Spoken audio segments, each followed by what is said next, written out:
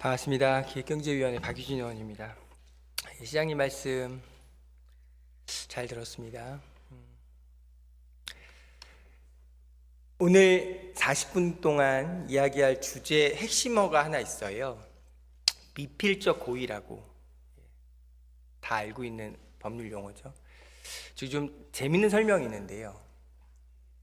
특정한 행동을 함으로써 어떤 결과가 반드시 발생하는 건 아니에요. 꼭 그렇게 되는 건 아니에요. 발생할 가능성 정도를 인지하고 있는 거예요. 그런데 그 결과가 발생해도 다 상관없거든? 그게 미필적 고의를 설명하는 중요한 개념입니다. 오늘 지금부터 이야기할 내용에 시장님이 그동안 보여주셨던 모습, 어떤 개념으로 도대체 서울시민 주권자들에게 설명을 하는 것이 가장 온당할까? 말씀드리는 저도, 그리고 대답을 해주실 시장님도 미필적 고의라는 범주에서 같이 생각을 좀 해봐야겠다라고 느꼈습니다. 무슨 말이 중요하냐면 그 결과가 발생해도 상관없다라는 심리가 가장 문제니까 그렇습니다. 자, 시장님은 이렇게 얘기해 왔습니다. 이재명, 스탈린, 마오쩌둥 떠오른다. 공포정치 얘기했죠. 기본소득은 단순 무식하다. 존재 자체가 대한민국의 위협이다. 정치 그냥 그만두고 참여하고 살아라. 아니, 비상계엄 그거 이재명 지키기 위한 방탄국회가 원인이잖아요. 이거 다 시장님 워딩입니다. 한국 경제 정치의 최대 리스크다 말씀하셨습니다. 미필적 고의라고 말씀드렸습니다. 그 개념과 한번 생각해 보겠습니다. 그렇게 해서 4개월이죠. 4개월 고작 4개월 뒤에 어떤 결과 나냐. 코스피 6천 간다고 JP 모건 보고서 냈다라고 말씀드렸습니다. 아니, 코스피 지수가 뭐가 중요하냐. 네, 그렇게 생각하실 수도 있겠죠. 국민연금 전 세계 연기금 1위 차지했거든요. 한 해 200조를 벌었어요. 그랬더니 고갈 시점이 33년 뒤로 연기될 수 있다는 계산 나왔죠. 근데 그런 성과들이 나온 거예요. 민생, 기본소득, 단순 무식, 아니 도대체 하수 중에 하수가 돈 풀어서 경기 잡는 거지, 이런 이야기. 소비 쿠폰이 내수 살린 것, GDP 1.2% 성장이라는 결과가 증명하고 있잖아요. 저건 구조, 그러니까 4분기 때 반영될 2차 민간 소비 쿠폰은 반영되지도 않은 거예요. 올해 25년 경제 성장률을 1% 가까이 예상할 수 있도록 견인했던 결정적인 역할이 민생 소비 쿠폰이었다는 것은 한국은행이 보증하고 있는 보고서의 내용이에요. 그러니까 잘했잖아요. 그런데 여전히 오세훈 TV 나라 망하는 길, 베네수엘다 직행열차, 저런 거 지금도 버젓 띄워놓고 있거든요. 제가 지금 4번째 얘기하는 겁니다. 저 오세훈 TV 만드는데 공무원이 2명이 가 있어요. 만나 뵙고 싶다고. 시시비비를 가려야 될 거 아니냐고. 저게 정상적인 활동이냐고. 우리 의회 규칙에 말씀드리면 10일 뒤에 찾아오기로 돼 있잖아요. 답변을 주기로. 안 왔습니다. 4번째는 아예 안 오셨어요. 시장님 모시고 이제 답변을 들어볼 텐데요. 아니, 아주 간단한 얘기입니다. 시장님 연단으로 모시겠습니다.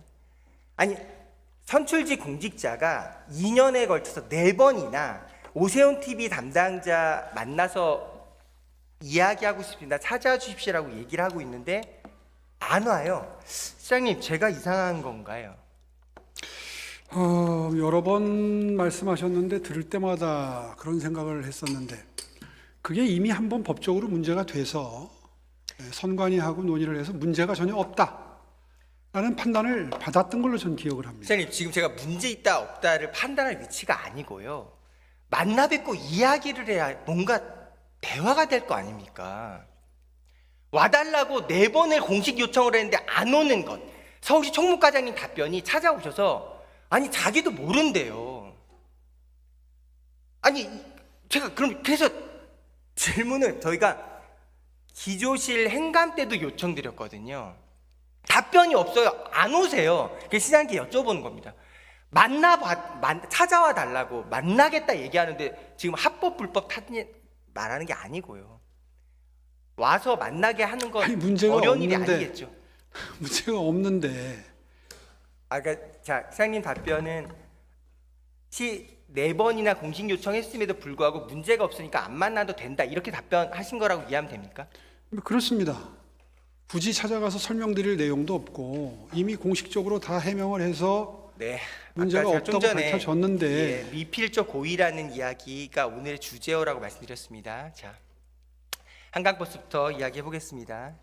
방금 전에 시장님 말씀하신 오늘 첫 번째 결론, 시의원이 선출직 공직자가 주민의 대표자라고 말하는 그 사람이 2년에 걸쳐 4번의 공식 발언으로 오세훈 TV 제작하는 담당자, 그 중에서 공무원 2분 중에 어느 분이라도 찾아와서 만나 뵙고 싶다, 시시비비 논의할 게 많다 요청드린 것을 시장님 지금 답변 안 가도 된다라고 말씀하신 겁니다. 맞습니까? 본인한테 가서 찾아뵐 의향이 있는지 물어보겠습니다.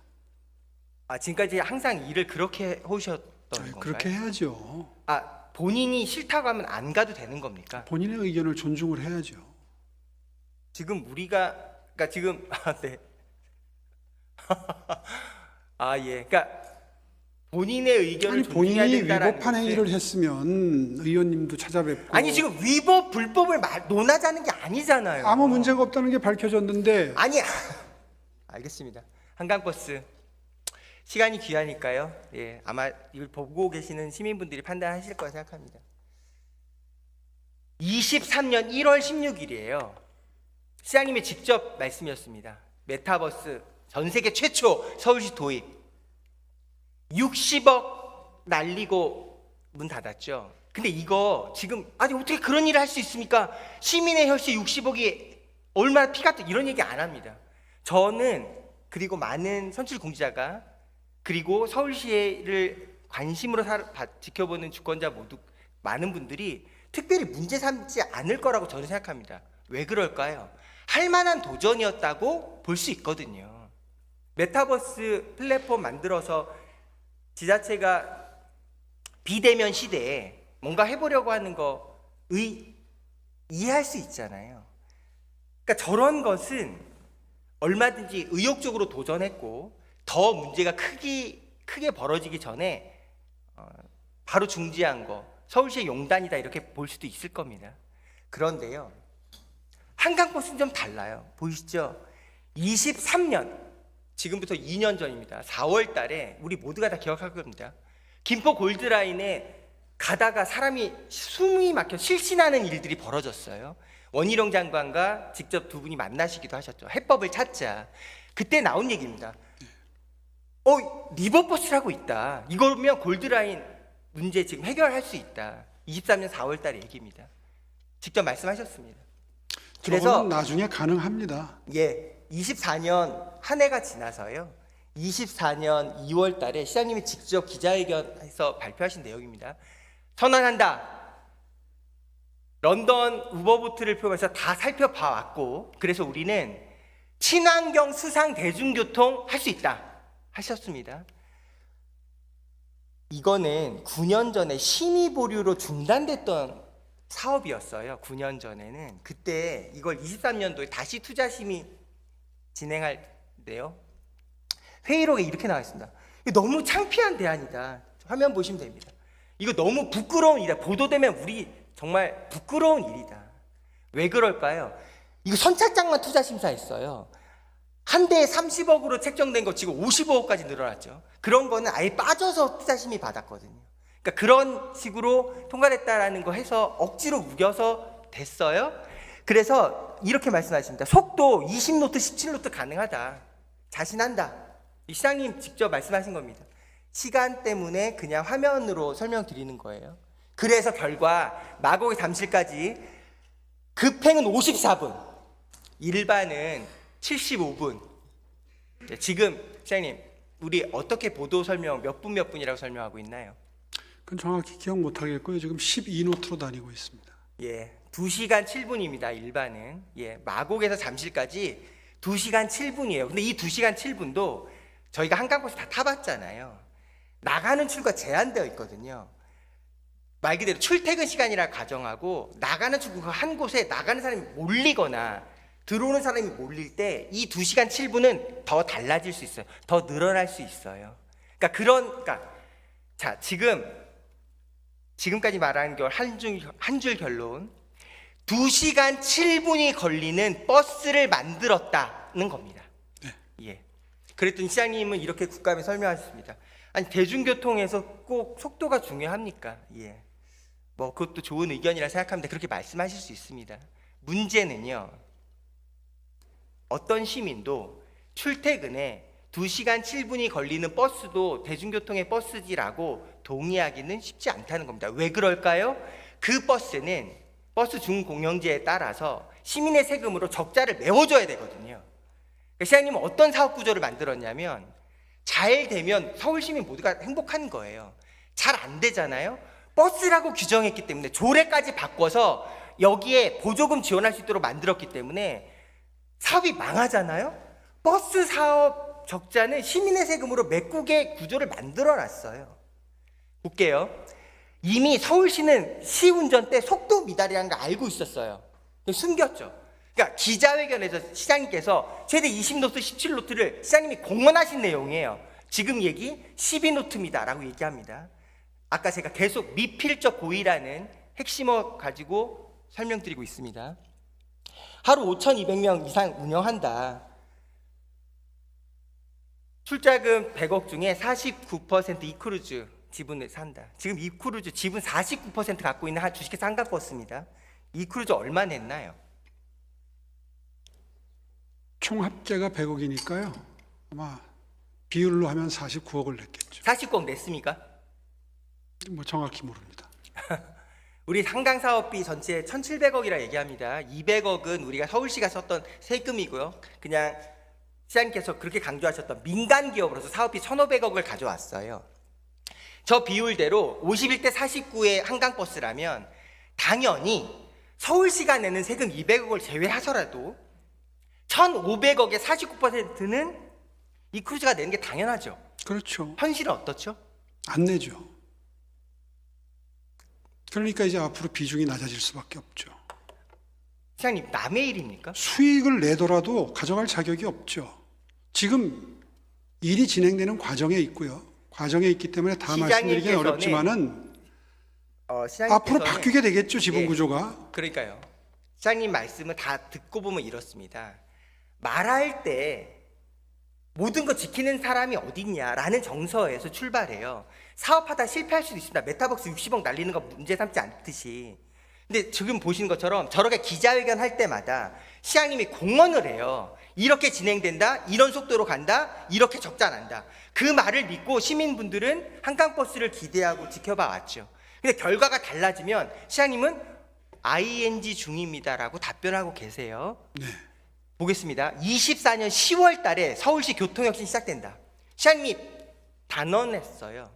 24년 10월에 운항된다, 한강버스. 결과 어떻게 될까요? 24년 국정감사 때 시장님이 이렇게 얘기하시거든요.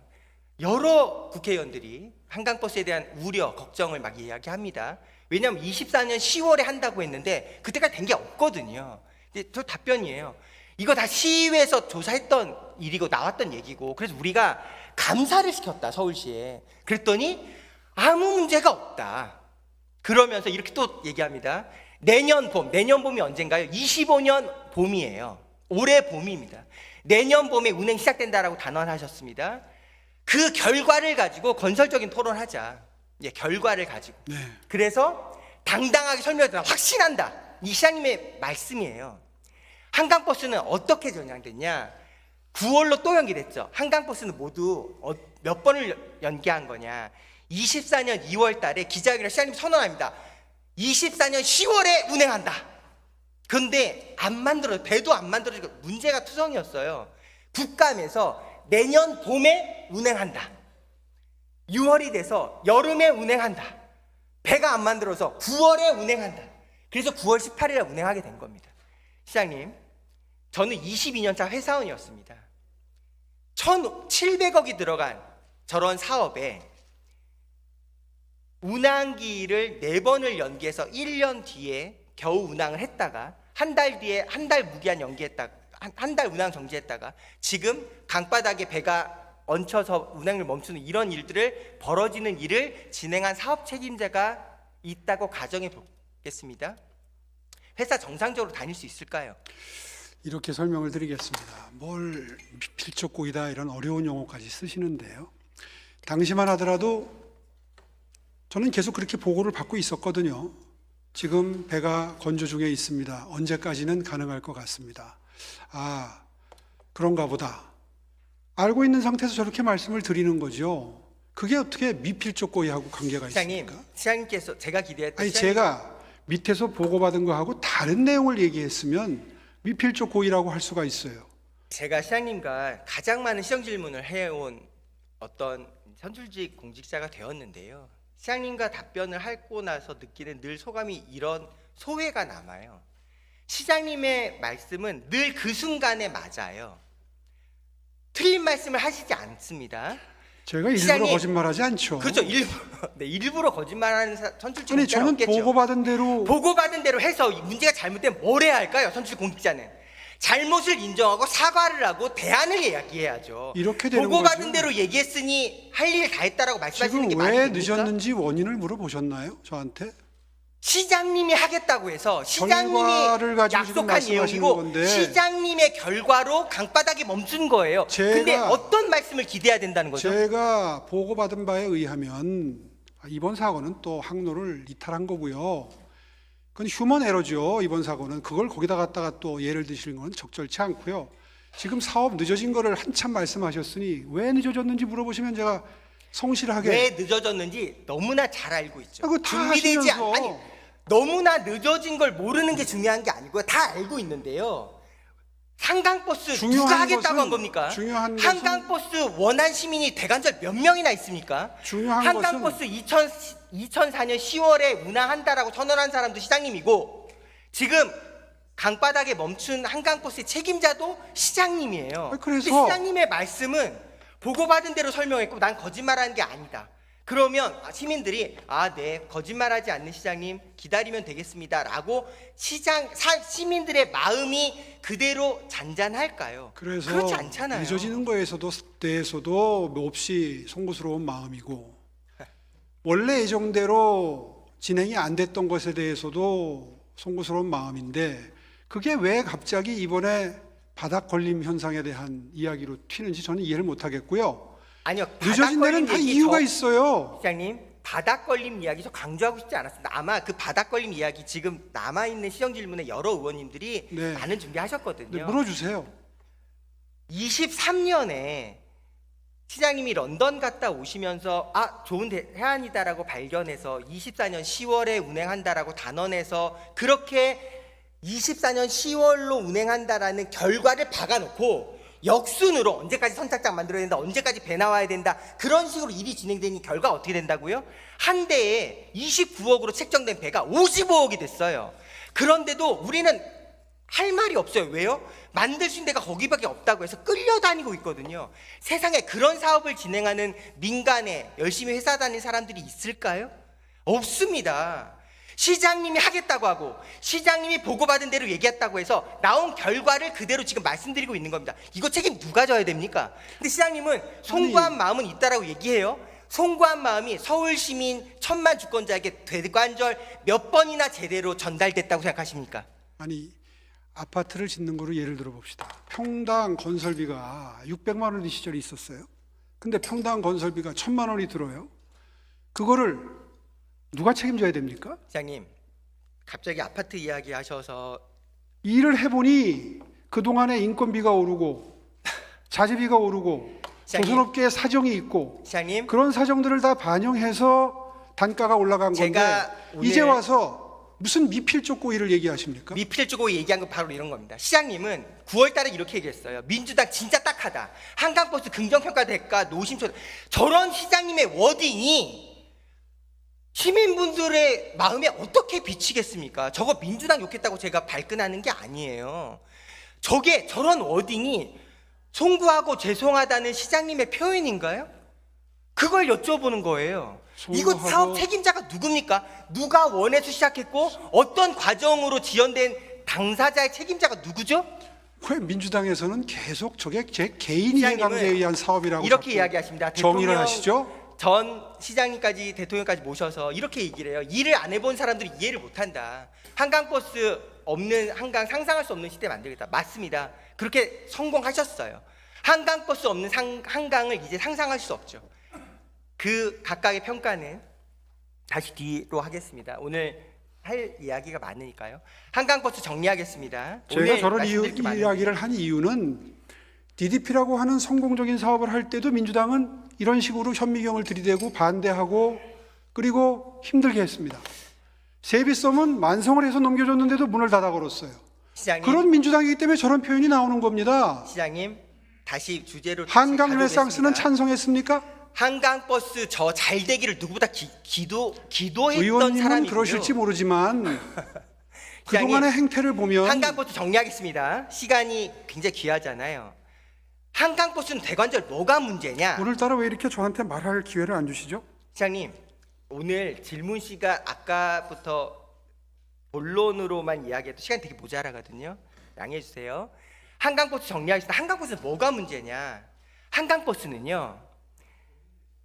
51%, 49% 합작법인으로 만들어 놓고 민간 기업이라고 이야기하면서 투자한 정도로 앞으로 누릴 겁니다. 그러니까 이 크루즈는 49%에 대한 역할도 제대로 하지 않고 있는데 우리는 지금 내치지도 못하는 상황이에요. 처음부터 이 크루즈의 처음부터 역할은 시장님 제가 말씀 좀 드릴게요. 배를 운행한 경험이 서울시에 없기 때문에 기술적인 도움을 주는 데에 필요해서 함께 합작회사를 만든 겁니다. 그거 모르는 사람들이 있을까요?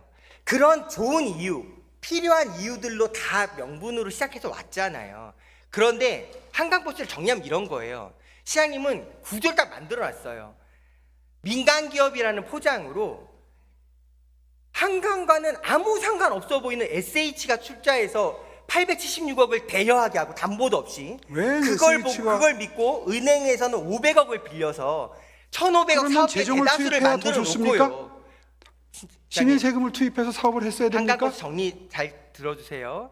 그렇게 아니, 그거부터 답변해 SH를 보세요. 내세워서 돈을 구조를 만들어 놓고서 아무도 원하지 않는, 아무도 그것이 될 거라고 생각하는 사람들이 우리 조사한 적도 없죠. 그런데 54분 걸린다라는 이런 주장을 내세워서 버스라고 그렇게 의원님, 규정받게 하고 죄송하지만 1분만 쓸게요. 결과가 2시간 7분이 됐는데도 죄송하지만 1분만 결과는 쓸게요. 버스 보조금을 받는 구조를 만들어놨다라는 거. 죄송하지만 1분만 그게 설명드릴게요. 시민의 세금을 낭비할 수 있도록 구조를 만들어놨다는 것이잖아요. 말씀하십시오. 이제 정리했습니다. 손목닥터 9988은 해달라고 그런 시민이 있었습니까? 물 좀 더 주세요. 서울너는 해달라고 그런 시민이 있었습니까? 시장님, 의원님 억지 한강버스 쓰지 이야기를 마세요. 하세요. 한강버스 이야기를 하시자고요. 한강버스 시장님, 자, 아니, 한강버스에 한강버스를 대한 원하는 시민이 없다면서요. 그래서 되묻습니다. 서울국제정원 박람회 지금 형태로 해달라고 그런 시민이 계셨습니까? 시장님, 다시 논점 다시 들어오겠습니다. 주제 한강버스잖아요.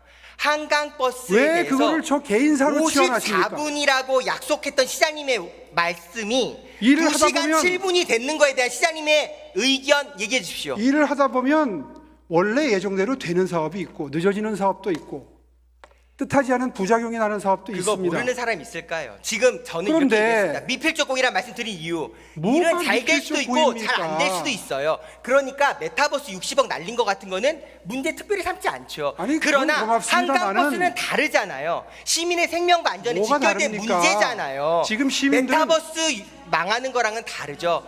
그러니까 한강버스에 대해서는 자, 시장님께 시간 1분 드립니다.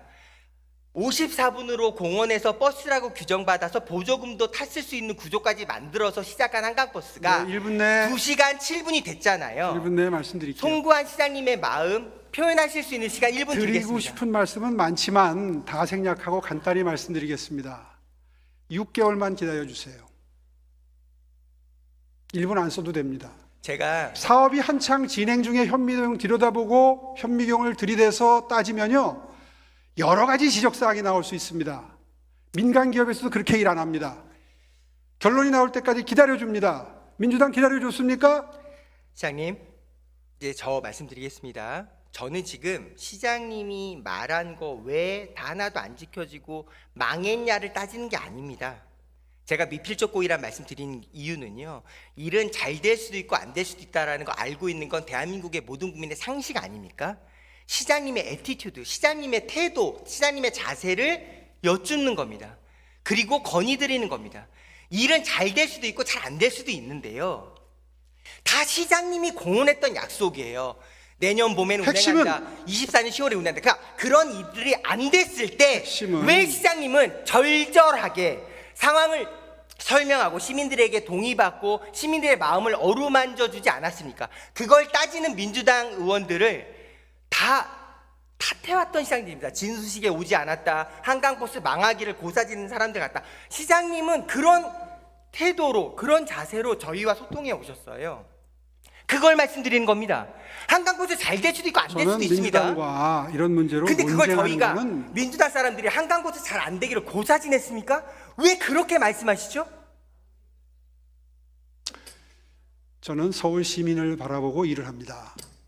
네, 지금까지 시장님. 수만 명의 서울 시민들이 한강버스를 탄 경험이 있으시고요.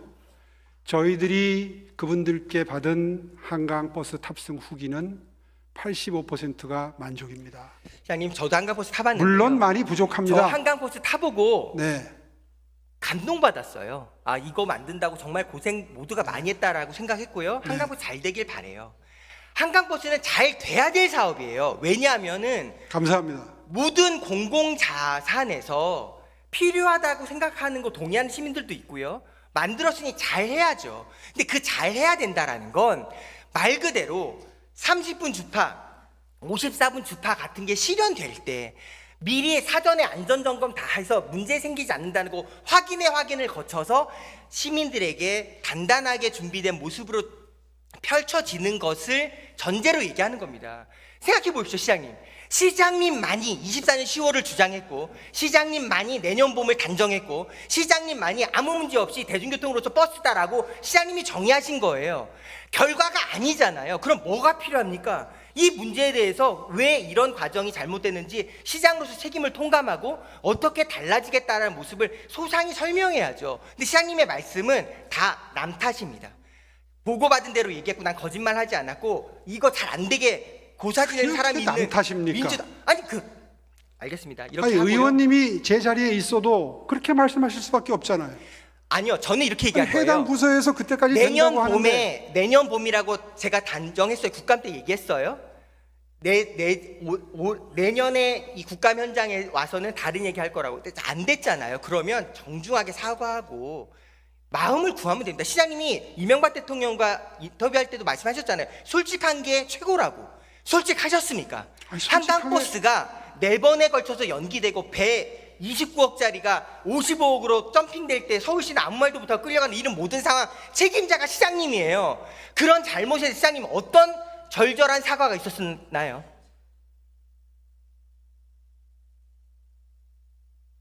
두 번째 주제 세운지구 또 중요하니까 말씀드리겠습니다. 기다리는데 안 하시잖아요. 네. 11분 남은 시간 동안 세운지구도 시장님께서 하실 말씀이 많을 텐데요. 네, 이 방송을 보고 있는 서울 시민 주권자분들이 지금 여러분들의 행동, 우리 지금 제가 하는 말, 시장님의 말씀 다 지켜보고 있으니까 판단하시겠죠. 해보겠습니다.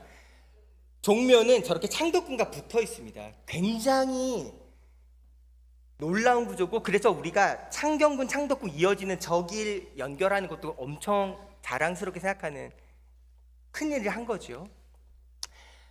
보면은 저 위에 종묘부터 아래 남산까지 정말 시장님 말씀하신 것처럼 통경축 같은 거 만들면 괜찮겠다라고 생각할 수 있습니다.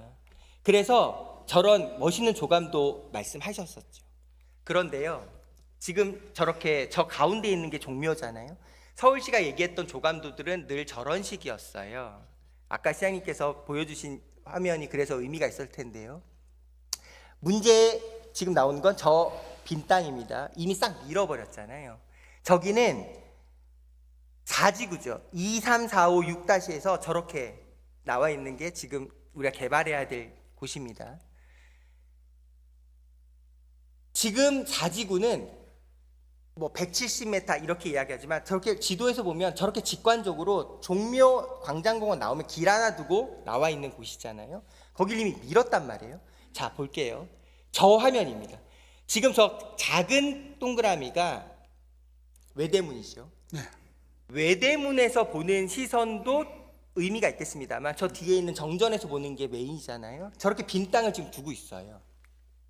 자, 지금 나가서 외대문 앞에서 보면 저렇게 세운상가 옆에 저렇게 거대한 저건 뭐야? 라는 생각이 드는 건물이 있어요. 저게 어디냐면 저 아래에 있는 청계천 뒤에 있는 힐스테이트 세운입니다. 저 크기가 실제로 보면 저래요. 저거 몇 메타인 줄 아시죠, 시장님?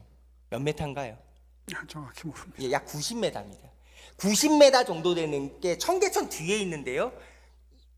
저 위상이 지금 정전에서 보면 지금 나무 사이에 저 정도의 건물들이 보이거든요. 정전을 바라보면 남서향 방향으로 우리의 지금 세운 4지구가 보이게 되어 있어요. 이미 언론사에서 저렇게 세운 지구에 뭔가의 빌딩이 올라간다는 게 문제다라고 말씀드리고 있습니다. 지금 보세요. 저게 90m 높이의 위용이에요. 세운상가 옆에 있는 지금의 힐스테이트입니다. 저거는 이미 청계천 뒤에 있어요. 훨씬 더 뒤에 있단 말이에요. 근데 저 정도 위용이에요. 우리의 계획은, 시장님의 계획은 저 세운상가를 가운데 없애고 통경축을 만들어서 위에 고층 빌딩을 짓겠다는 설명 아까 충분히 들었습니다. 그걸 기대하는 시민들도 있을 거예요. 그런데요, 지금 실제로 저렇게 보면 바로 길 건너서 145m짜리 빌딩이 저렇게 양쪽으로 세워지는 모습은 보는 시각에 따라서 다를 수 있는데, 자, 보시자고요. 저게 김영삼 대통령 때 남산에 있던 아파트였습니다. 저걸 바로 폭파시켰죠. 그래서 저렇게 지금 우리가 모두가 아끼고 사랑하는 남산의 전망이 나온 겁니다. 전망, 풍경, 이런 모습은 돈으로 환산할 수 없는 가치라는 걸 보여드리고 싶은 겁니다. 자, 지금 저 자리입니다. 저 자리에 정전에서 바라볼 때 145m 빌딩은 저 정도 위용이에요. 이거 제가 만든 자료 아닙니다. 국가유산청 발표 자료죠. 자, 시장님, 저는 지금 서울시에게 시장님께 말씀드리고 싶은 첫 번째가, 아니 개발이 웬 말입니까? 종묘가 얼마나 중요한데 이거 그대로 지켜야 된다가 아닙니다. 개발해야 합니다. 개발을 해야 저 낙후된 지금 저 고통받고 있는 주민들의 삶을 바꿔낼 거 아닙니까? 그런데요, 보시자고요. 145m의 위용이 저래요. 저 위용은 아까 시장님이 보여줬던 원경에서 찍은 그림과는 실제로 원경이 아니라 거기가 기준점이에요. 예, 기준점에서 보실게요. 거기서 보면 저 145m 높이 빌딩은 이렇게 보여요. 저렇게. 이거 그러니까 시점이 지금 어딘가요? 이게 시점이. 네, 지금 정전 앞에 있는 상월대에서 보는 거예요. 그러니까 이거 상월대 아닌데요? 상월대 아니에요, 저거. 시장님, 지금 저 뒤에 보이시죠? 저 나와 있는 위치, 저 파란색이 어디에서 보인다는 아까 뷰예요. 제가 보여드린 사진이 정확합니다. 네, 시장님, 지금 문제는 국가유산청에서 종로변 100m, 145m짜리 실제 있는 건물과 나와 있는 거예요. 그러니까 저는 시장님께서 그렇게 아마 멀리 내대문과 보이는 정전- 화면을 굳이 보이는 그 마음도 알겠어요. 아니, 그리고 그렇게 시장님, 얘기하시면 안 되죠. 잘 진행해 보겠습니다, 의원 여러분. 저렇게 보이는 뷰가 외대문에서 보면은 저 정도 사이거죠. 저 옆에가 90m 있는 힐스테이트 건물입니다. 그러니까 지금 저거는 제가 임의로 만든 자료가 아니라는 거잖아요. 그러니까 지금 보면 저 정도 규모의 건물이 만들어지고 나서 문제를 삼는 건 훨씬 더 큰 문제겠죠. 토론을 해야죠. 토론을 해야 합니다. 토론을 해야 하는데 시장님의 자세 설명, 이것부터 오늘 본론입니다.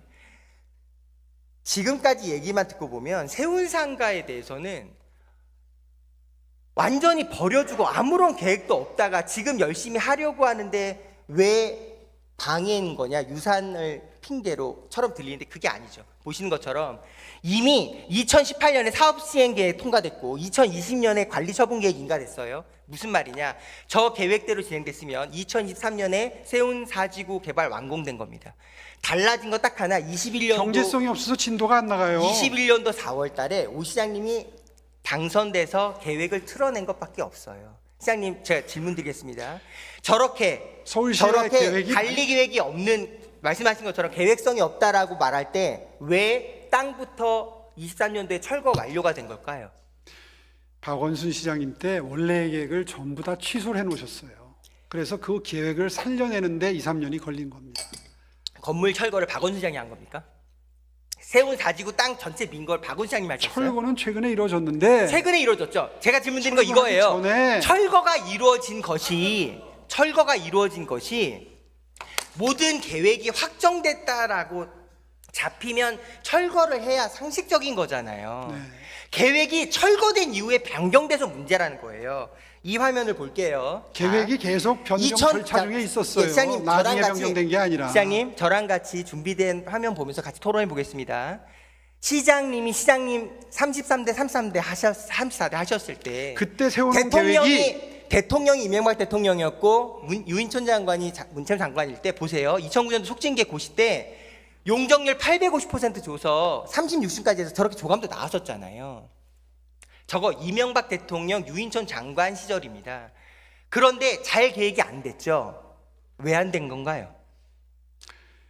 제가 시장 사퇴하고 나서 원래의 계획이 전부 취소가 됐어요. 세운 재정비 촉진 지역에 대한 계획 자체가 시장님, 세운 상가를 허무는 계획이 사라져 버렸어요. 시장님, 2009년도 촉진 계획 보시고요. 다시 25년도 촉진 계획 보세요. 이 페이지에서 설명드린 내용은 단 한 줄입니다. 원래 용적률 660% 주고 54m, 72m라고 정해서 저렇게 계획안이 나와서 2018년 사업이행까지 곳이 나오고 2020년 관리계획까지 통과됐잖아요. 저대로 했으면 이미 완료가 되고도 남은 세월이었다고요. 경제성이 없어서 사업이 안 돼요. 경제성이 없어서 사업이 안 된다라는 판단을 저 시행인가 고시 때는 몰라서 저렇게 했습니까? 아까 설명을 다 드렸지 않습니까? 사업성, 경제성 없이 저렇게 국가유산청과 고시합니까? 13번에 걸쳐서 협의를 하면서 높이가 낮아진 거예요. 근데 주민들이 동의를 안 해요. 시장님, 지금 이 세운지구의 문제를 정리하면요, 이런 거예요. 시장님은 계속 영향 100m 안에는 영향 없다, 122m까지는 져도 된다, 유네스코의 답변 내가 들었다라고 말씀하시잖아요. 현행법상으로는 아니잖아요. 현행법상으로는 국가유산청이 아니, 저기에 영향 평가를 하라고 할 122m 져도 된다라고 유네스코가 말씀하셨어요? 말씀하셨습니까, 시장님? 무슨 말이요? 유네스코 측에서 세운지구는 122m까지 져도 된다라고 말씀하셨다라고 방송에서 얘기하셨잖아요. 중간에 그런 때가 있었습니다. 2017년인가 무렵에 그런 적이 있어요. 그거 어떻게 증명하실 수 있나요? 자료를 서울시가 가지고 있습니다. 국가유산청은 답변했죠. 유네스코는 그런 공식 입장을 낸 적이 없다고. 그때 당시에 제가 보고받은 대로 말씀을 드렸는데 여하튼 진행 경과는 아까 소상하게 시장님, 이런 거예요. 지금 여기 7대3 다수의 구조 의석수에서 조례도 삭제시켜서 대법원 판결까지 받아서 나온 이런 일련의 모든 네. 과정들 다 이해하고 있어요.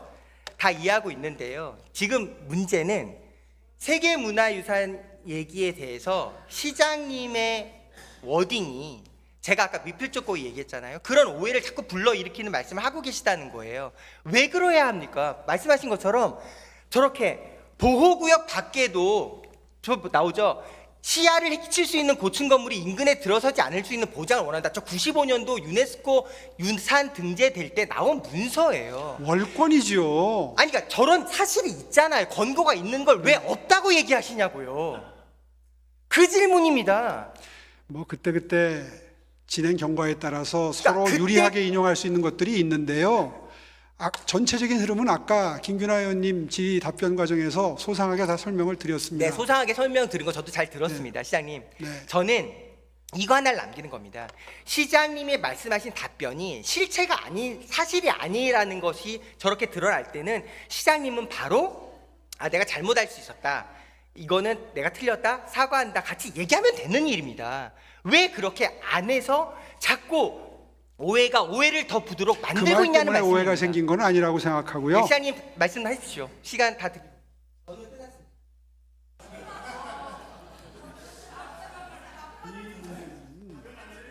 의원님이 오늘 집중적으로 문제 제기한 건 저의 마음가짐과 자세 같습니다. 근데 사실 따지고 보면 이를 향한 마음가짐과 자세. 그때 마이크가 안 나오나요? 네. 그때마다 사과를 왜 하지 않느냐 하느냐의 문제는 저의 리더십 스타일에 대한 문제 제기시고요. 중요한 것은 이 일이 되게 하는 겁니다. 저는 그 점에 초점을 맞추어서 오늘 충분히 설명을 드렸다고 생각합니다. 제가 이 일이 다 끝나고 나서 종합적으로 판단을 해서 그 진행 과정에서 사과드릴 일이 있고 미처 챙기지 못한 부분이 있다면 그때 가서 또 입장을 개진할 기회가 오겠죠. 네.